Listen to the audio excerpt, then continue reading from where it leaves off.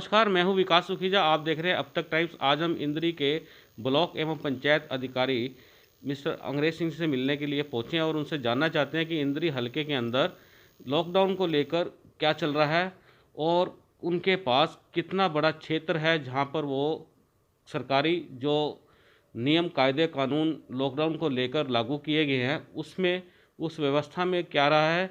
और मैं बता दूं, अंग्रेज सिंह जी यहाँ पर ड्यूटी मजिस्ट्रेट भी लगाए गए हैं और इनके पास अनाज मंडी में गेहूं खरीदने का भी काम देखने की जिम्मेदारी मिली है। इन सब मुद्दों को लेकर हम आज बात कर रहे हैं अंग्रेज सिंह जी से और जानना चाहेंगे कि इस समय लॉकडाउन को लेकर क्या चल रहा है। अंग्रेज सिंह जी, सबसे पहले आपका स्वागत है हमारे चैनल पे। धन्यवाद।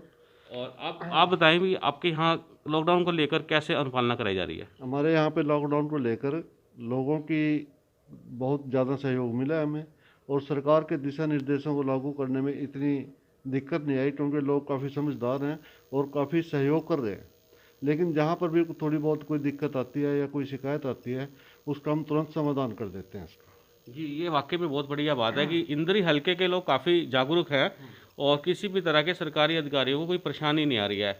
लेकिन हम फिर भी ये जानना चाहते हैं कि लॉकडाउन के अंदर आपने जो सैनिटाइज़र है, मास्क हैं, लोगों को अवेयर कर रहे हो, ये चीज़ें कैसे वितरित कर रहे हैं और क्या क्या कितना कर चुके हैं। ये हमारे पूरे हलके में जितना मेरा ब्लॉक है यहाँ पे, सभी पंचायतें भी अपनी तरफ से ही गांव वासियों को मास्क इश्यू कर रहे हैं तथा हर एक गांव को सैनिट दो दो तीन तीन बार, कई गांव तो 4 बार भी सैनिटाइज हो चुके हैं।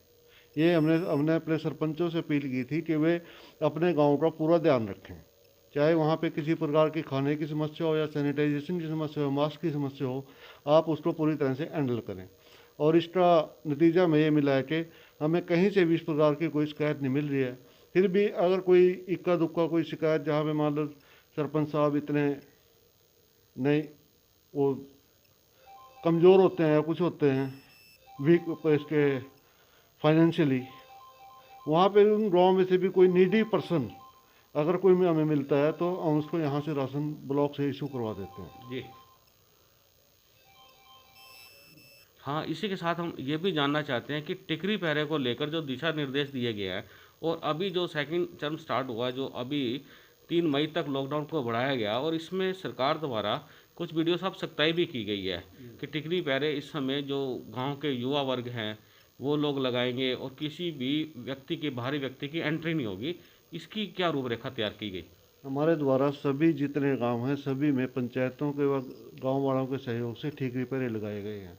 इसके बारे में उपायुक्त महोदय के आदेश भी थे और हमने अपील भी की थी।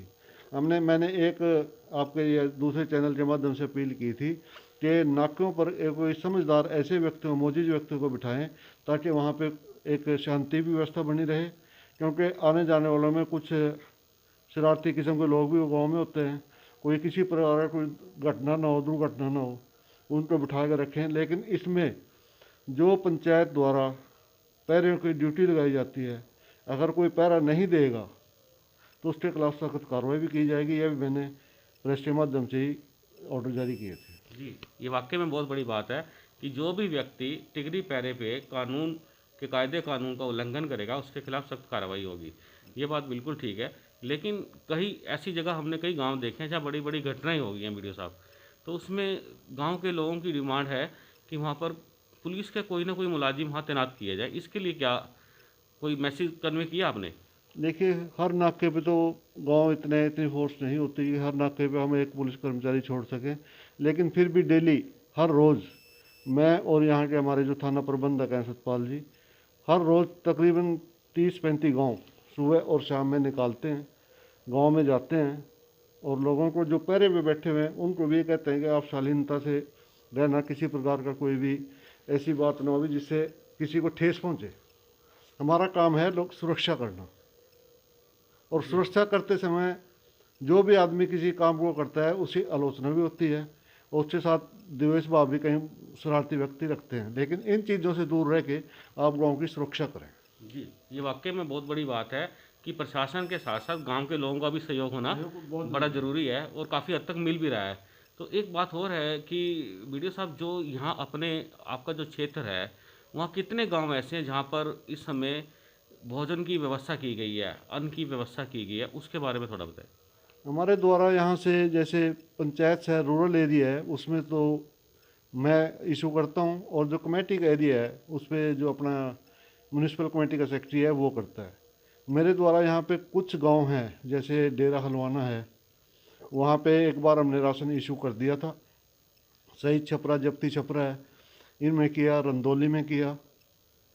और जो डेरा हलवाना था इसमें पहले तो जो निरंकारी भवन है अपना रंबा, जैन पीयूष मुनि, उनके द्वारा डेली वहाँ पे सभी को बना बनाया खाना दिया जा रहा था। लेकिन बाद में हमने जैसे ही लॉकडाउन की थोड़ी सख्ताई बढ़ानी पड़ी तो पका हुआ खाना किसी को भी देने से मना कर दिया।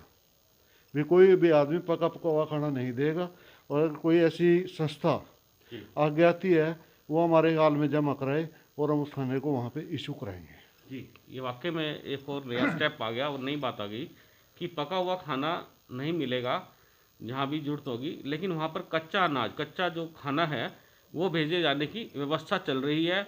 और ये भी सारा का सारा ब्लॉक स्तर पे हो रहा है। तो अभी तक कितने लोगों का आपके पास अरेंज हो चुका है? ये तो एक्चुअल तो आंकड़ा मेरे पास है नहीं, जी यानी कम से कम 2000 आदमियों को लगभग हम पैकेट दे चुके हैं। जी। और इसके अलावा वीडियो साहब, जो ये आप अनाज दे रहे हैं, 2000 पैकेट दे दिए हैं, और आपके पास कितने फ़ोन आ रहे हैं? जैसे ही हमारे पास कोई फ़ोन आता है या कोई लिस्ट आती है गांव वालों को, हमने जैसे मोस्टली मैंने शुरू में सरपंचों से अपील कर दी थी कि आप अपने गांव को संभालें, आप यहाँ पे दान ना दें, अनाज इकट्ठा यहाँ पे ना करें, आप अपने गांव में ही इकट्ठा करें तथा गांव में ही कोई व्यक्ति भूखा नहीं रहना चाहिए। जी उसका बेनिफिट इतना है कि हमें बहुत ही ज़्यादा रिलीफ मिली है। जी। ये वाकई में अच्छी बात है कि जिस गांव में दिक्कत है वहीं के सरपंच खुद आगे आएँ और वहीं से ही जो भी लोगों से दान में जो राशन वगैरह मिलता है उसका वेतन करें। ये बात बिल्कुल ठीक है।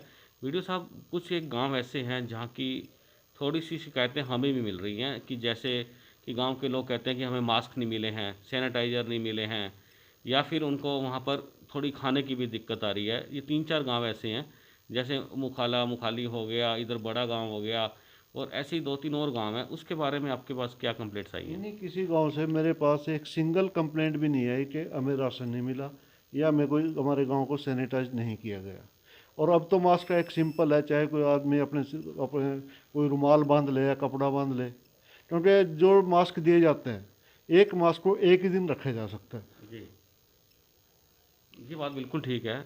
आप अपने क्षेत्र की जनता को क्या संदेश देना चाहते हैं?